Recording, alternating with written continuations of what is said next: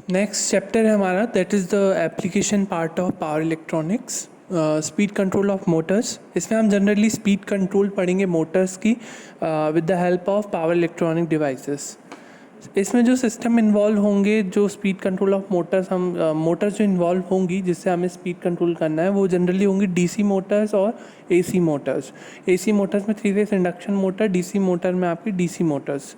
DC drives, the word drive यहाँ पे जो आया है वर्ड, इलेक्ट्रिकल ड्राइव्स जो होते हैं जनरली ऐसे सिस्टम जो कि मशीन के मोशन कंट्रोल के लिए यूज़ किए जाते हैं, उन्हें हम कहते हैं इलेक्ट्रिकल ड्राइव्स। और डीसी ड्राइव्स कौन सी कहलाएंगी? जिसमें हम डीसी मोटर की स्पीड कंट्रोल या मोशन कंट्रोल करने के लिए हम जो सिस्टम को यूज़ करेंगे, हम उसे कहेंगे डीसी ड्राइव्स। तो डीसी ड्राइव्स में सबसे पहले हम यहाँ पे पढ़ रहे हैं basic performance of DC Motors. Basic performance of DC Motors में हमने सबसे पहले पार्ट लिया है separately excited DC motor. Machine में आपने ऑलरेडी ये सब पढ़ चुका है। हम इन टर्म्स ऑफ स्पीड हम यहाँ पे एक्सप्रेशन लिखेंगे। इन टर्म्स ऑफ स्पीड हमें एक्सप्रेशन लिखना है जैसे कि आपको मालूम है, that is the terminal voltage, this is the armature resistance, this is the armature, this is the back EMF which is produced in the motor, and I is the armature current flowing it through it, and this is the field winding. यहाँ पे हमने separately excited field winding use किया है, जो कि जिसमें हम field voltage VF देंगे और IF करंट इसमें फ्लो होगा, जिससे EMF EA यहाँ पे इंड्यूस होगा। और यहाँ पर जो है लोड यहाँ पे जो जुड़ा होगा, mechanical load, that is load torque, and this is electromagnetic torque. अगर इलेक्ट्रोमैग्नेटिक टॉर्क इस दिशा में तो लोड टॉर्क उसके अपोजिट दिशा में रहेगा। ये दोनों एक दूसरे को क्या कहते हैं? अपोज करते हैं, लोड टॉर्क और electromagnetic torque. T omega M is the angular speed of motor which is in radian per. जो ओमेगा एम है, हम उसको ओमेगा एम को हम जनरली 2πn/60 के रूप में लिखते हैं। 2πn/60 मीन्स हमने उसको एंगुलर स्पीड पे लिखा है। एन जनरली RPM में होता है। हाँ, ओमेगा एम को हम जनरली 2πn/60 के रूप में लिखते हैं। तो ये एंगुलर स्पीड ऑफ रोटेशन हो जाता है ना। और इसके साथ साथ VT जो है आर्मेचर टर्मिनल वोल्टेज है। आर्मेचर टर्मिनल वोल्टेज या मोटर टर्मिनल वोल्टेज जिसकी वैल्यू V में होती है, वोल्ट्स में होती है। IA हमारा आर्मेचर करंट है, आर्मेचर करंट IA एम्पियर में। फाई हमारा फील्ड फ्लक्स पर पोल है, ये फाई जो है फील्ड फ्लक्स पर पोल है। Km जो हमने यहाँ पे लिया है, Km हमारा यहाँ पे टॉर्क कांस्टेंट है जिसकी वैल्यू Ka फाई है। Ka यहाँ पे एक कांस्टेंट है जिससे हमने Ka फाई को मल्टीप्लाई करके हमने एक और कांस्टेंट Km लिया है दोनों तरफ, ठीक है। और इसके साथ साथ जो EA है, EA क्या है हमारा? मोटर बैक EMF या मोटर आर्मेचर EMF। ये सब इक्वेशन से आप परिचित हैं, क्योंकि अगर जैसे हम फील्ड वोल्टेज लिखें तो VF इक्वल्स टू हम लिख सकते हैं IF इंटू RF। VF हो जाएगा, VT को लिखेंगे हम यहाँ पे, तो VT क्या होगा? KVL इक्वेशन के according EA plus IA RA। Motor back EMF और मोटर आर्मेचर EMF को लिखेंगे हम, तो क्या लिखेंगे? E इज़ डायरेक्टली प्रोपोर्शनल, आपने पढ़ा होगा EB इज़ प्रोपोर्शनल टू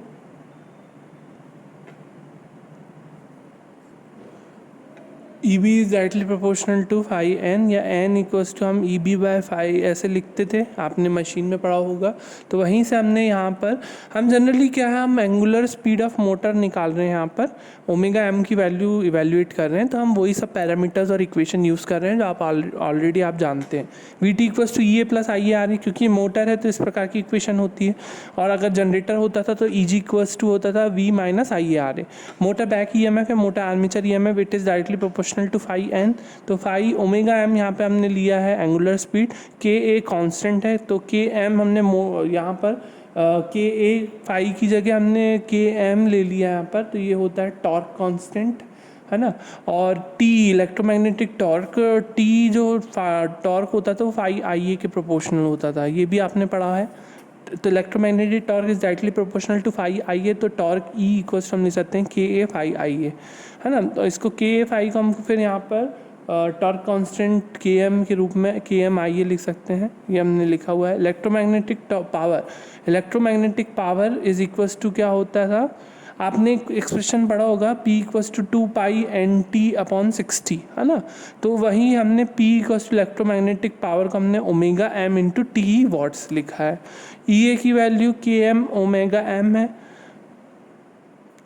ये EA जो है यहाँ पर km और ω/m हमने इसको यहाँ से रिप्लेस कर दिया, और VT यहाँ से EA की वैल्यू VT - IARA होगी, तो यहाँ से VT - IARA, ω/m बराबर से हो जाएगा VT - IARA/km। km की जगह आप डायरेक्टली KFI भी लिख सकते हैं, VT - IARA/KFI। तो ये ω/m जो है angular speed of motor in factors पे डिपेंड करती है। अब इसके बाद हम स्पीड कंट्रोल जो पढ़ते थे डीसी मोटर के लिए, तो स्पीड कंट्रोल डीसी मोटर के लिए हम दो मेथड जनरली पढ़ते थे। That is first one is armature terminal voltage, हाँ, that is represented by VT, and second is field flux that is phi। ये दो मेथड हम पढ़ते थे, जिसको हम इसको बोलते थे हम आर्मेचर वोल्टेज कंट्रोल मेथड, और इसे हम बोलते थे फील्ड फ्लक्स कंट्रोल मेथड। तो इसमें हम स्पीड कंट्रोल पढ़ते थे डीसी मोटर का, और इनमें स्पीड कंट्रोल किस प्रकार से पढ़ते थे। एक स्पीड होती थी जिसे हम कहते थे बेस स्पीड। बेस स्पीड क्या होती है? बेस स्पीड वह स्पीड होती है जिसमें मोटर रेटेड आर्मेचर वोल्टेज और रेटेड फील्ड करंट पर रन करती है, और रेटेड आर्मेचर करंट उसमें प्रवाहित होता है। Rated armature voltage, rated field current और रेटेड आर्मेचर करंट फ्लो हो, जिस स्पीड पर मोटर रन करेगी वह स्पीड बेस स्पीड कहलाएगी मोटर की। तो ये हमने एक बेस स्पीड मान लिया है, ये बेस स्पीड है, ये पॉइंट हमने ले लिया है बेस स्पीड। हमने दो कैरेक्टरिस्टिक्स ड्रॉ की है, एक इलेक्ट्रोमैग्नेटिक टॉर्क पावर की स्पीड के टर्म्स में, और एक IF phi VT की स्पीड के टर्म्स में, क्योंकि हम आर्मेचर टर्मिनल वोल्टेज को वेरी करेंगे और फील्ड फ्लक्स को वेरी करेंगे, इसलिए हमने इस प्रकार से हमने जो कैरेक्टरिस्टिक्स बनाई है वो इस प्रकार से बनाई है इन दोनों मेथड्स के बेसिस पर। तो ये बेस स्पीड हमने लिया है, ये बहुत इंपॉर्टेंट है, क्योंकि आपको एग्ज़ाम में क्वेश्चंस इस पे जो आता है वो आता है कि डीसी मोटर की कांस्टेंट टॉर्क ड्राइव को समझाइए और कांस्टेंट पावर ड्राइव को समझाइए।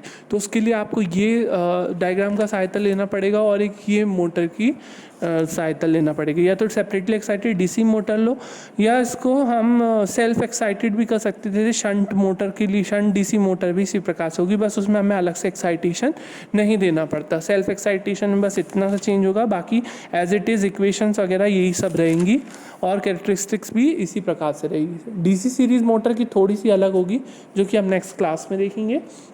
अब यहाँ पे ये जो बेस स्पीड है आपकी रेटेड स्पीड है मोटर की, जिस पे मोटर रेटेड रेटिंग्स पर कार्य करेगी, जैसे कि rated armature current, rated field current और रेटेड आर्मेचर वोल्टेज, है ना, उस पर रन करेगी। अब यहाँ पे जो स्पीड है, बेस स्पीड के नीचे स्पीड हमें प्राप्त करना हो, तो बेस स्पीड से नीचे बेस स्पीड हमें कौन सी मेथड में मिलती थी? Armature voltage control. और बेस स्पीड से अबव बेस स्पीड जाना हो तो वो हमें कहाँ मिलती थी? फील्ड फ्लक्स कंट्रोल में।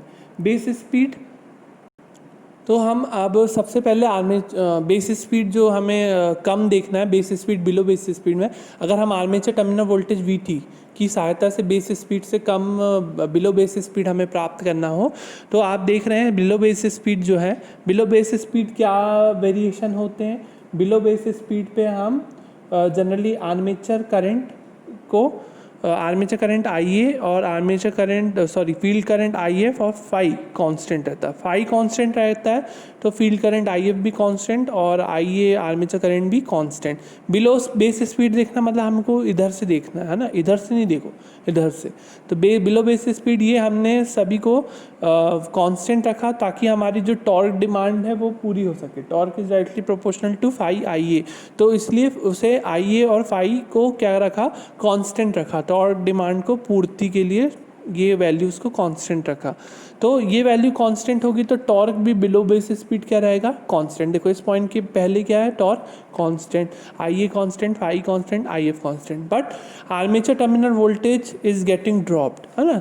बिलो बेस स्पीड हम आर्मेचर टर्मिनल वोल्टेज को क्या करेंगे, कम करेंगे। इसको कभी भी यहाँ से देखना, शुरू से मत देखना है यहाँ से। Below base speed armature terminal voltage को क्या करेंगे, कम।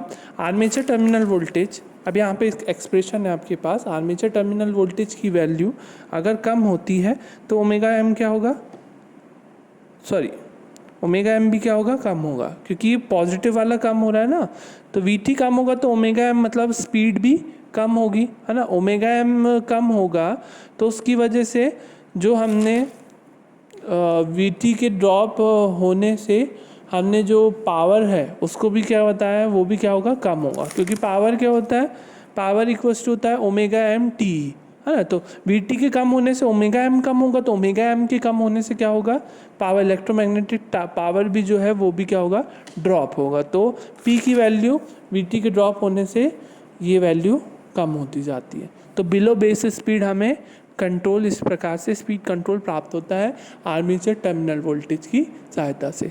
फील्ड फ्लक्स कंट्रोल में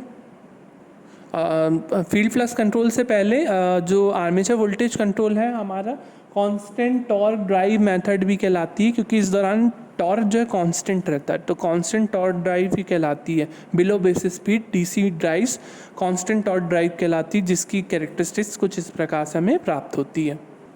अब हमें अबव बेस स्पीड अगर हमें प्राप्त करना हो तो अबव बेस स्पीड के प्राप्त करने के लिए इसमें सबसे पहले स्टेप क्या किया जाता है, इसमें फील्ड करंट और फील्ड फ्लक्स को वेरी किया जाता है, जिससे वी टी और आई ए कॉन्स्टेंट रहते हैं रेटेड वैल्यूज़ पर। जैसे कि देखें यहाँ पर हमने अबव बेस स्पीड पे armature voltage V T constant, I A constant, field flux is getting drop, field current is getting drop. हम फील्ड वोल्टेज की सहायता से फील्ड फ्लक्स और फील्ड करंट की वैल्यू को रिड्यूस कर सकते हैं। तो फील्ड फ्लक्स और फील्ड करंट की वैल्यू के रिड्यूस होने से आर्मेचर टर्मिनल वोल्टेज तो कांस्टेंट और आर्मेचर करंट भी आई ए कांस्टेंट रहता है, जिसकी वजह से power equals to V T I A, power is also remains constant during this period above base speed, है ना।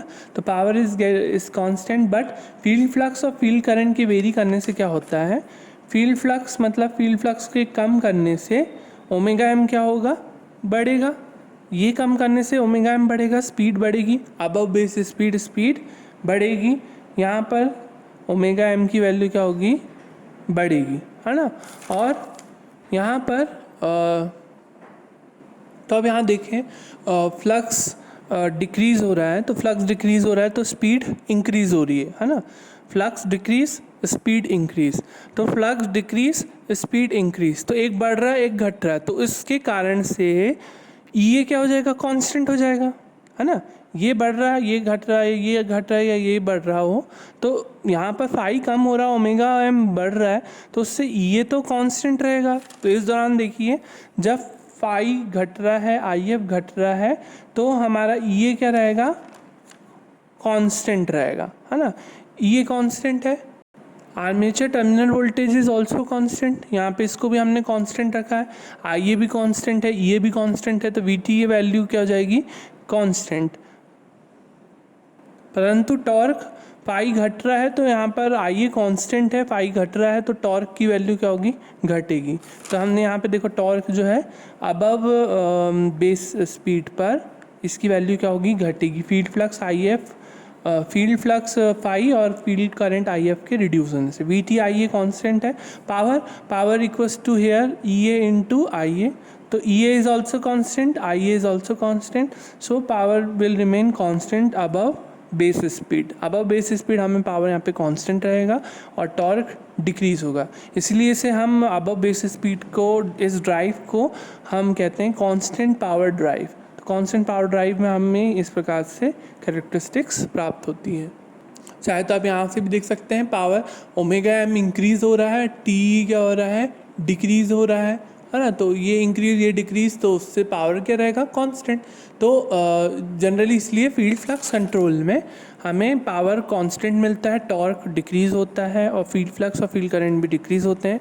और बिलो बेस स्पीड में जस्ट इसका रिवर्स होता है, टॉर्क कांस्टेंट होता है, पावर डिक्रीज होता है from base below base speed. और यहाँ पे फाई और आई एफ कॉन्स्टेंट होते हैं, जिसकी वजह से आई ए भी कॉन्स्टेंट होता है। तो इस प्रकार से कॉन्स्टेंट टॉर्क ड्राइव और कॉन्स्टेंट पावर ड्राइव हमें प्राप्त होती है।